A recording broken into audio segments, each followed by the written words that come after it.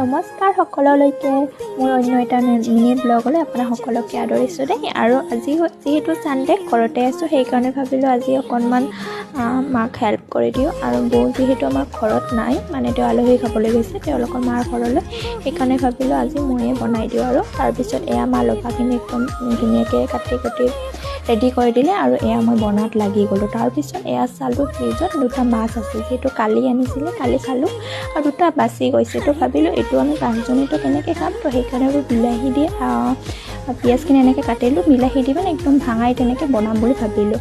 তাৰপিছত এয়া বিট আৰু এয়া হৈছে গাজৰ। আৰু যিহেতু আমাৰ মানে ঘৰৰ দাদাহঁতে আমাৰ চালাড খাই ভাল নাপায়, সেইকাৰণে আমি দুটা এনেকৈ মানে বনালোঁ অলপ কমকৈ। তাৰপিছত এয়া নিমখ, সৰু জলকীয়া, তাৰপিছত এনেকৈ আৰু ৰেডি কৰি ল'লোঁ। আজিলৈ আহিছোঁ দেই, লগ পাইছোঁ নতুন এটা মিনি ব্লগৰ সৈতে। Bye bye guys.